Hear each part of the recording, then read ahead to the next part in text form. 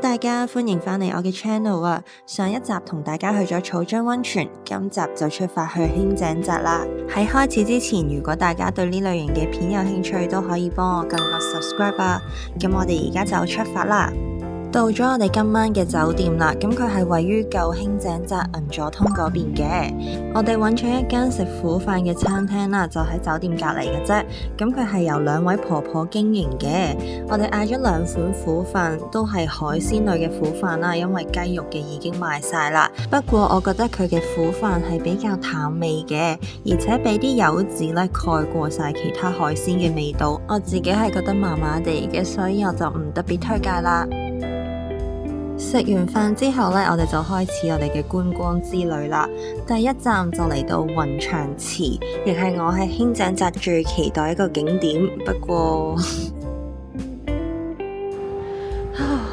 我哋嚟咗輕井澤嘅第二個景點，就喺呢度啦。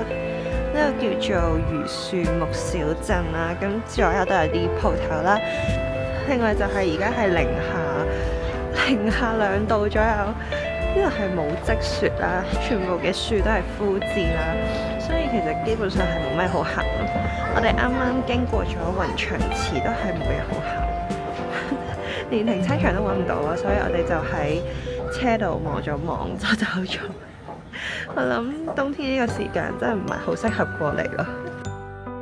由於真係太凍啦，所以要入一入鋪頭。咁呢一間雪糕呢，真係幾好食，推介。望下呢條路啦，哇，就係咁樣啦，凍到傻啊！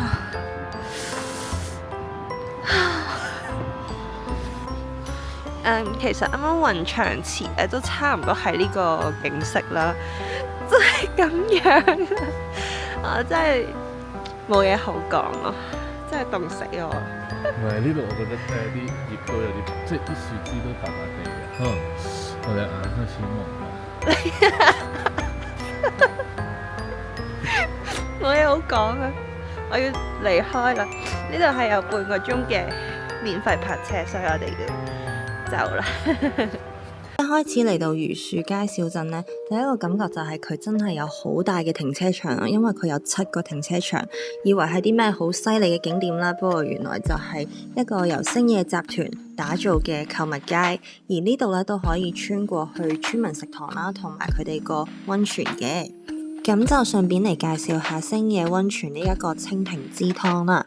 咁佢而家咧係開放俾所有人嘅，即係你可以當日歸溫泉咁樣去浸。價錢咧係1500yen左右啦，毛巾係要另外收錢嘅。我覺得環境上咧係真係幾唔錯，而且設施咧應該都幾新。如果有時間嘅話咧，都可以去浸一浸。下一個景點咧，本身諗住去石之教堂嘅，不過最後都係放棄咗。我哋決定而家就去 Outlet。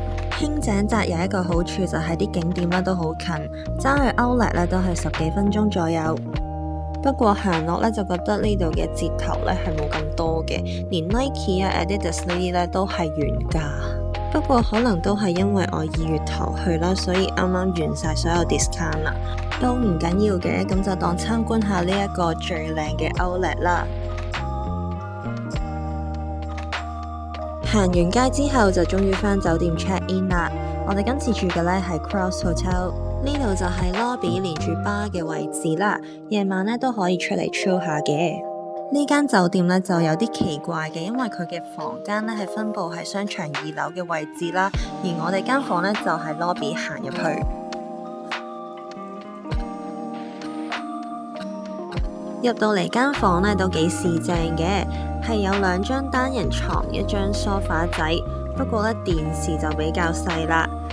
浴室反而就好光猛，好大喎。我對成間房最滿意嘅地方呢就係呢度啦。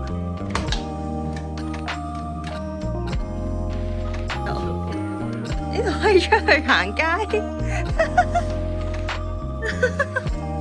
出邊係鋪頭咯。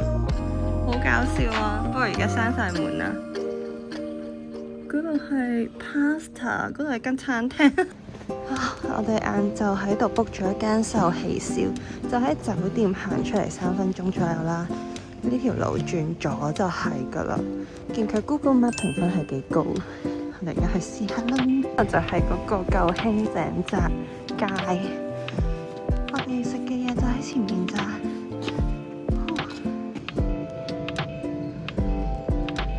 一齊嚟睇下個 menu 先，呢度係有啲套餐啦，由6600 yen 起。咁我哋咧就嗌咗2個 sukiyaki set， 價錢咧都好平啊，一個人都係200幾蚊左右。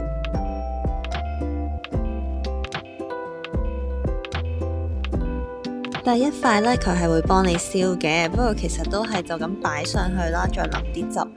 不過我發現日本人真係食得好鹹啊！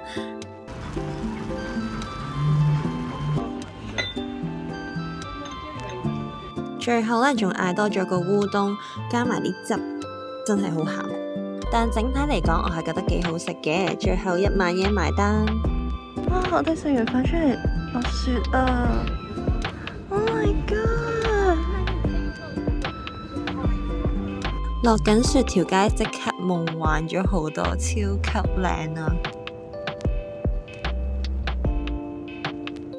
食飽之後，我哋就返酒店停車場攞車去超市行一行，距離酒店只係6分鐘車程，非常近啊！呢間超市咧真係又大又整齊，好好行啊！我哋啱啱去咗 supermarket 買咗啲魚生快食，買咗海膽啦，然之後有好多壽司都係半價嘅，不過我哋好似9點鐘去到，其實已經鎖定冇幾啦。呢個油甘魚都非常之抵食啊！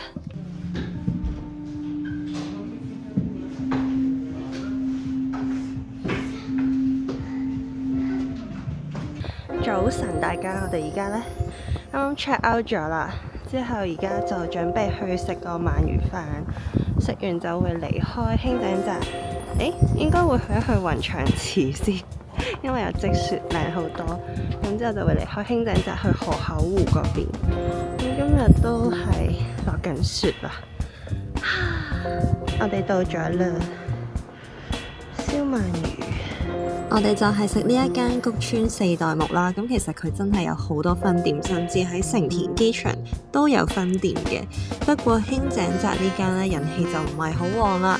入到嚟咧得我哋一台客，不過就有得睇師傅表演燒鰻魚，全部咧都係即叫即燒啊，超級犀利啊！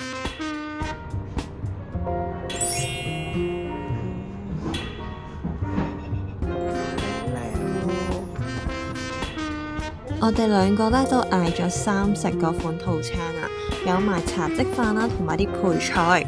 佢嘅鰻魚係燒到兩邊都有啲脆，而且有好香嘅炭燒味。我作為一個唔中意食鰻魚嘅人嚟講呢，我覺得呢個超級好食啊！食到漏之後呢，可以試下佢第3種食法，就係茶漬飯。可以加啲葱、紫菜同埋 wasabi， 又係第2種風味。不過我都係中意就咁食多啲。哎呀，係嗎？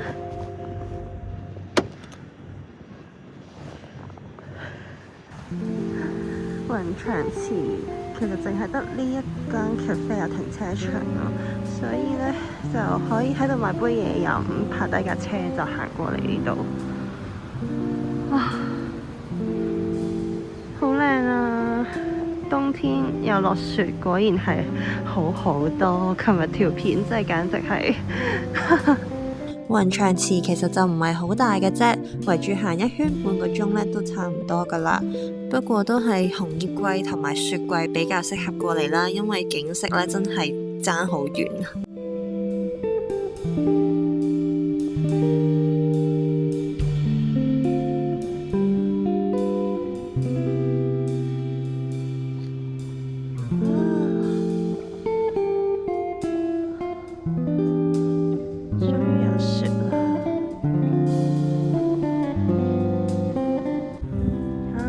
真係靚咗好多，靚咗50倍左右咯。如果冇落雪咧，都真係唔值得嚟。但係有落雪嘅話，一定要嚟啊！